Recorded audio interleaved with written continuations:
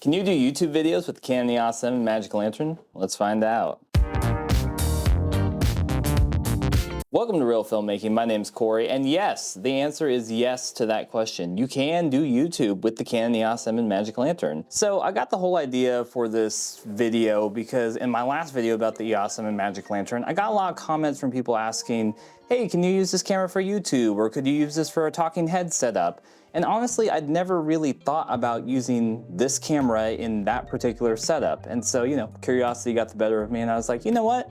Let's figure this out. So this whole episode that you're watching today is shot with the Canon EOS M and Magic Lantern. Insert shots and behind the scenes shots obviously withstanding. But yeah, this whole episode is done with Magic Lantern, and I'm gonna show you how to do it today. So the setup that I'm running is fairly simple. I wanted to keep it to what most Canon EOS M users, if they're using Magic Lantern, stuff that they have already to shoot with the camera, or if you're just getting into getting Magic Lantern, the EOS M, things that you generally have to buy to start up shooting with the camera. The first thing obviously is I have the camera, and I'm running it in a Canon M50 cage. This allows me just to put a few more things on it. For most of this video, I'm shooting on the 22mm, which is one of the best lenses on this mount. I'd highly recommend picking it up. I'm running power off of a dummy battery that I have plugged into power. You can use a power bank if you want to. For the external monitor, I'm using a FieldWorld monitor. I'll have the exact model in the description, but it's a 5-inch monitor. It's the perfect size for the M. It's not too heavy, it doesn't overpower it, but you can see everything you need to see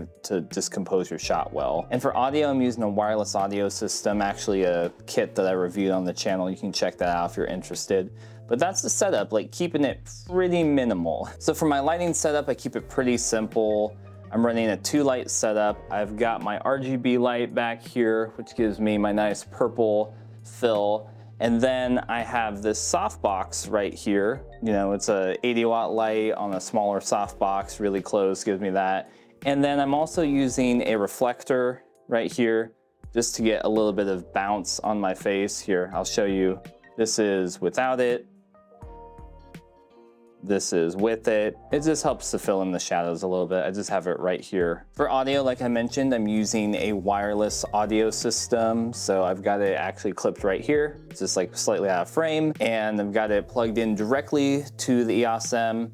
In other instances, I might use an external recorder and sync up the audio, but again, I'm trying to keep a very small solution, and just if somebody only has this camera and just some of these extra things, trying to maximize everything that you have. For my camera settings in Magic Lantern, I'm shooting in the 1080p mode. It tends to be the sharpest, the most stable in terms of working with external monitors. I know there's other modes that work with external monitors, but this one tends to work a lot easier, and you run into less pink frames and other issues that I found in my testing. When you shoot in 1080p mode, like I've mentioned before, sometimes you can get Aliasing Moire. So I'm actually shooting with a Moment Cinebloom filter. It's a 10%, and again, that just helps to get rid of some of that stuff, but then also kind of softens the face, blooms some of the highlights, you can see my sign back here.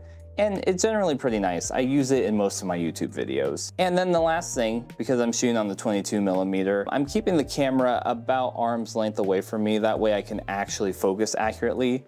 Generally when I do YouTube videos, I tend to like to be a little bit further back, so maybe you can see the top part of my chest, but this is totally fine. This is totally doable. You still get enough separation from the background, but I have to be close enough to be able to actually focus on myself. But yeah, you put all these pieces together and this is what you have. This is my standard YouTube setup that I do for my other videos. What do you think about it? I'm gonna put up some of my other videos side by side. You can see, most of my videos I shoot with the M50. Some of them recently I've been introducing the Pocket 4K. But yeah, what do you guys think in terms of image quality, the style, the feel of it? Let me know. For the post-processing, again, trying to keep it really simple. I pulled this into MLV app, made sure all the white balance was exactly how I liked it, and then I actually converted it into S-Log3 footage. I've been testing that a lot with the EOS M. You can get some really nice results with that.